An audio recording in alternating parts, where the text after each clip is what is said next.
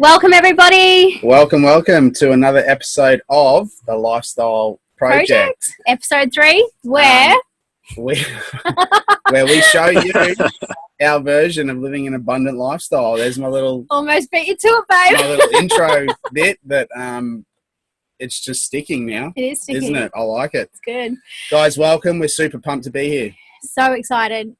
So we actually have got a guest speaker on tonight. We do. So excited to introduce you to this amazing man.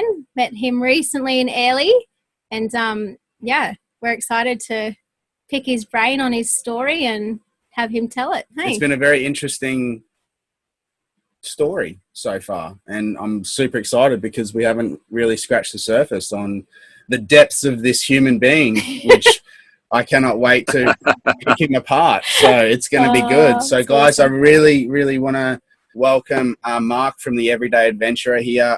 As Molly mentioned, we met this awesome legend in Airlie and his beautiful family, and we immediately had a connection. We just love what we do because we get to meet like-minded people and to meet this family and just have that instant connection, as I said, yep. It was just unreal. And not just us though, the kids had connection with their kids as well, and we all just had an amazing time and just it was good. Enjoyed it. It was good. Cool. So welcome, mate.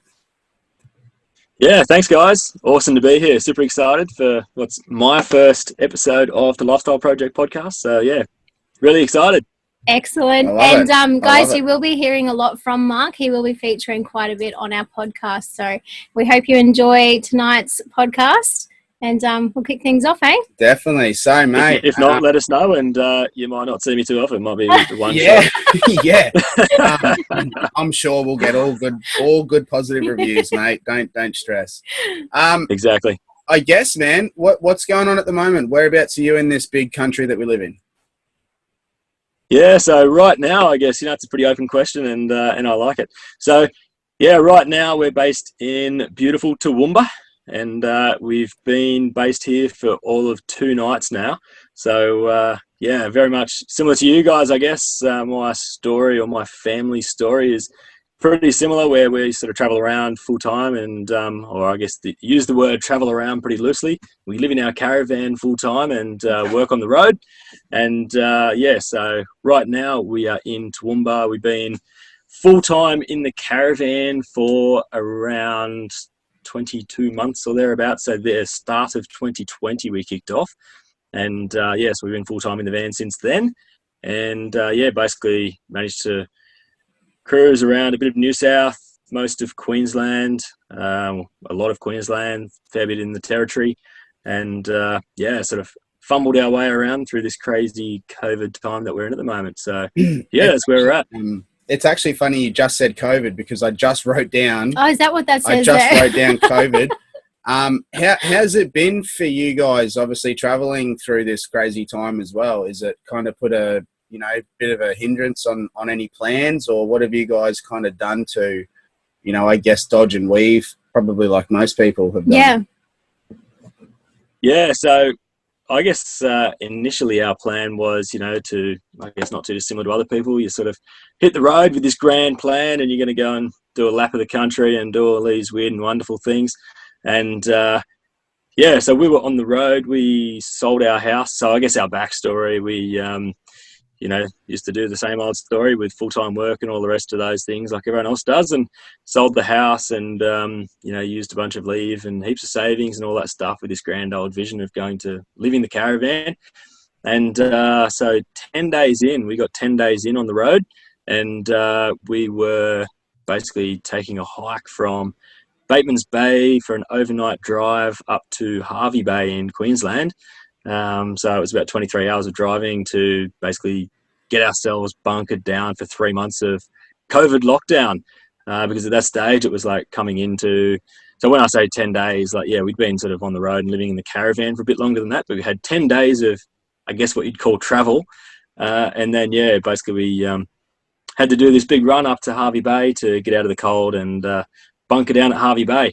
So then, the plan, I guess, obviously, is history really. With WA was closed forever. We were up in the Territory and down in Catherine when it was all starting to open up. And basically we were like, oh, should we do a run over to get back over into WA? And, you know, every man and their dog was running over into WA and everything was getting packed. And, so we decided, no, we're not going to do that. We'll go and head back across to Queensland. So, yeah, that's where we are at the moment. So I guess, to answer your question, it's been pretty wild, but, you know, you do what you do. Yeah, definitely. It's obviously affected everyone, you know, especially the people that are traveling. I know our map is very much like zigzags everywhere, just trying to dodge and weave that little gremlin. But can I also ask, we didn't discuss this previously, but how do you guys find with booking locations and stuff with the whole COVID? So prior, obviously 22 months ago when you left, did you book compared to now? When we first kicked off, we probably booked for like 2 weeks. Yep. Yeah. Which mostly was like local around where our house was, because we're still packing up the house and selling all that sort of stuff. So we booked around there, got ourselves locked in. And then I think we booked our first 4 days or something. Yep. And then after that, we haven't really booked anything until around probably 3 months ago.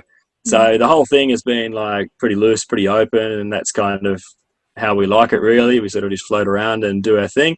And with COVID, obviously, you know, people were out and weren't being able to go remote and all that sort of stuff at the end of last year. So, you know, you could pretty much punch it and go where you want and stay wherever you like without having to worry about bookings. And, you know, most of the time, if you'd ring up and try and make a booking, they're like, "Oh, just turn up, man. Like, you know, we're not taking bookings. You can do whatever you want." And then about probably 3 months ago, I guess, that sort of turned on its head around June 2021. Yeah, June this year. And when, I guess, borders were sort of open, heaps of people from down south were heading up to Queensland. So that was the first time the nomads could get out for a while. And, you know, everything was just getting smashed. And so we ended up having to book way in advance. And, yeah, it was just turned into a bit of a disaster there. But, anyway, it's all back to fairly normal, I think, now. Yeah. Well, we definitely noticed relatively loose. Prior to getting to Airlie, we tried to get in from, where were we? Bundaberg.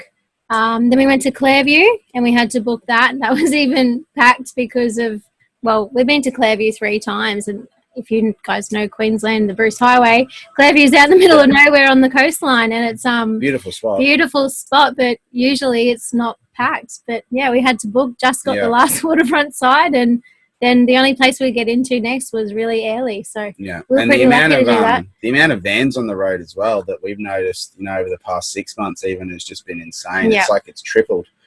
It's like it's crazy. Every second, third vehicle is someone towing a van, because I think everyone's got the same idea. But it's probably, now that you think of it like that, when COVID hit, everyone started ordering a van, didn't they? And it's probably all the vans arriving now, and it's just this big bunch of people going because their vans have arrived. Just the backlog finally pushing through. It's pretty cool to think, Anyway. So, it'd be interesting to see what happens. And when the borders open up, there might be this whole thing where the roads are open and there's no vans anywhere anymore. You know, to be like everyone's selling their vans. Who knows? Anything could happen. So it's a wild old world. Might need to have a little "I am vaccinated" sticker on your caravan to get through some borders, mate. Or else you won't be able to sounds wild, but we're not far off today.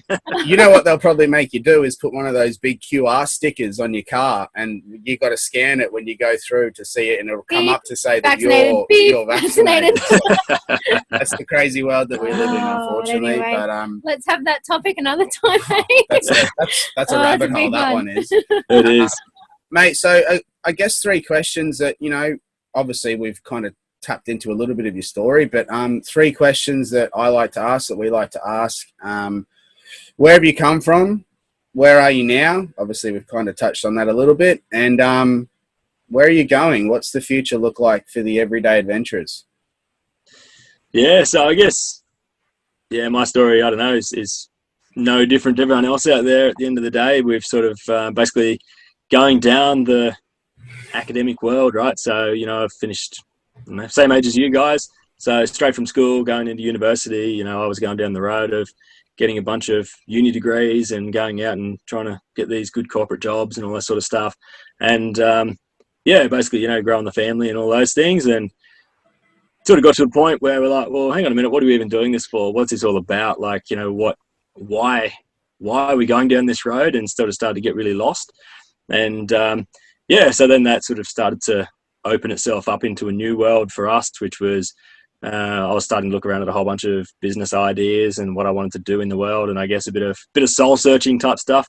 I think we will go through those times every now and then, and basically decided that probably wasn't for me, and I probably should have been taking a different route quite some time ago.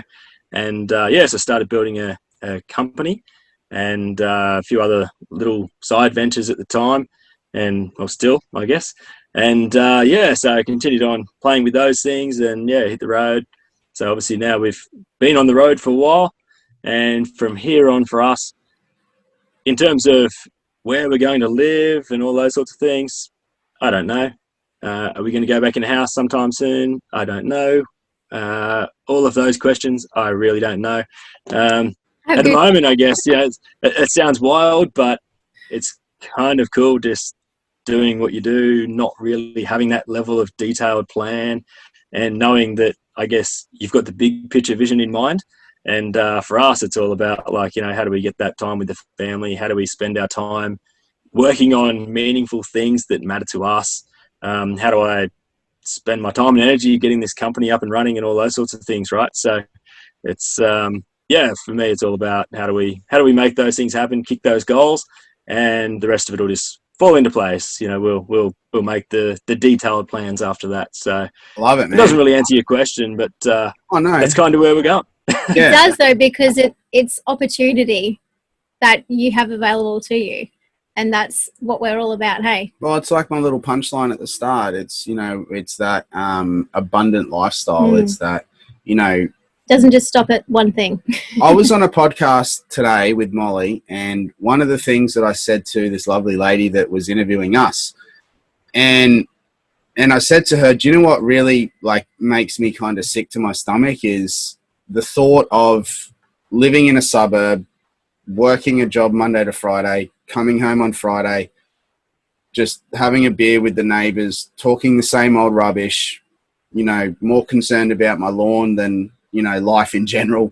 Just that like vicious circle of just, you have freedom on Saturday and Sunday, and then everyone gets the Sunday afternoon blues, and then it's back to work on Monday, and then it's just the same thing, and we all whinge about our boss, and we all put the lotto in, but no one seems to win, and we all just go through life hoping and praying that things are just going to fall into our lap. And I think that's probably one of the biggest things that I guess attracted myself and Molly to your family, and probably vice versa, was, we saw another traveling family that I guess weren't just like a typical traveling family that just took 12 months off work and maybe sold their house and, maybe just saved for 5 years to do this trip.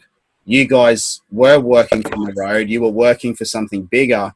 You were working towards a greater goal. And, I guess just the ambition was like kind of oozing out of you guys, which was just awesome to see, because it's inspiring. And I think so many people are just going through life stagnant, doing nothing in the hopes that things are going to change, but then it gets to a point in life where it's too late.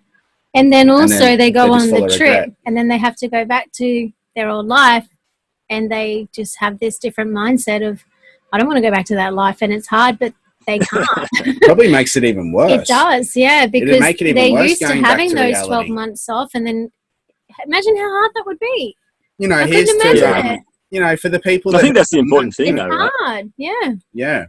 I think that's kind of the important thing, though, right? Like, everyone's in the same boat there. There's no real difference. We've all sort of come from the same place and the same issues and the same problems, and you sort of end up wanting the same things. I guess the whole idea, I suppose, being that, for us, it wasn't about getting out and traveling, so to speak. Like, yeah, okay, we wanted to go over to do a lap, so to speak, because we haven't done it, but it wasn't about getting out to do a lap, and then we finish the lap and then it's sort of done and dusted and off we go and do something else.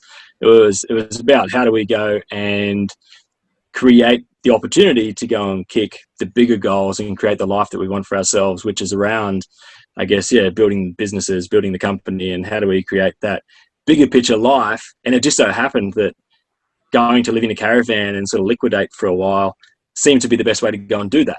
So it was like, I don't know, the whole thing just sort of, that was the plan that was put into place, I guess, to kick some of those bigger picture goals, if that makes sense. Yeah, 100%. definitely. 100%. It's just that minimalistic lifestyle that, I think really attracted us to begin with, was just not having the added pressure of everyday rubbish just on top of you, the bills, the house, the rates, everything that comes with it. I can understand now why people do want to go live off grid and they do want to escape, because it's kind of just soul sucking, like what happens in just suburbia and just what is considered to be normal. It just actually sucks the soul out of you massively. Definitely. Yeah. I think, there's like everything, I guess there's some pros and cons with it, isn't there? And I guess it's all, for those people listening, I suppose it's not all sunshine and rainbows when you're out there on the road either. There's got some real hairs and got some real challenges. But I guess it's, as you said, man, it's like, how do you get that bigger picture pulled together? And if it fits in with the bigger picture, then you're on a winner. Yeah. So 22 months on the road. Where's your favourite place been so far? Well. That sounds like a really easy question, doesn't it? Across the road from Brent Molly at Airlie. Where we're going to be for Christmas. Yeah. Look, I think Airlie has always held a bit of a soft spot for me, and I think we lived out in central Queensland for a few years, like when I travelled around for work and did a bunch of stuff, and we lived out at central Queensland for quite a while, and we used to always travel over to Airlie Beach for all of our holidays and birthdays and all that sort of stuff, and take the boat and fishing, and it's just got that cool lifestyle vibe about it. So it always has had a real soft spot. If it was up to me right now to say a favourite, I think cruising around in the Byfield National Park, we've had some pretty epic days in there where the weather was just amazing, everything was amazing, and I think it's just a really cool sort of spot. But I'd actually say probably up around Kakadu was probably my favourite, because, I don't know, it's just got this real aura about the place. Like, you can't really put your finger on what it is that makes it special, but everything's far and wide, but it's all, I don't know, it's just a really cool place. It's got this real, aura about it. I don't really know how to describe it, but if you've been there, you probably know what I mean. We haven't been there, not yet. We kind of felt like that, obviously, when you go into, Uluru. Just that, I don't know, I guess Uluru is kind of a more spiritual place, but it's so different. It's so different, and it's it's so barren out there, and it's a really cool place. Yeah. Awesome. Yeah, I mean, Kakadu is kind of similar to that. It's like, there's wild water buffalo out there and all the Aboriginal cave paintings, and it's just got this really, this is really cool vibes about it. Yeah, definitely. So, mate, where can our viewers find you guys? Where can they start following you? Where can they jump on and check out your travels and your vibe and your page? Yeah, so best place for us is theeverydayadventurer.oz on Facebook and Instagram. So we're on both of those fairly actively. My beautiful wife does most of the work on there, but she does a good job of it. I just sort of come in for a cameo appearance every now and then. But we hang out on there. I've seen you around the barbecue a few times, mate, on the story. Obviously, you're the can work a barbecue. Family can work a barbecue, hey? That's right. We've all got to be good at something. That's it, mate. That's it. Awesome, man. Awesome. Thank you so much for your time. I hope everyone enjoyed that, and really looking forward to getting you back on and picking your brain some more. Absolutely. Got lots of topics we want to discuss. Yep. Awesome, man. Awesome. Thank you guys for tuning in. Great. And we'll see you on the next one.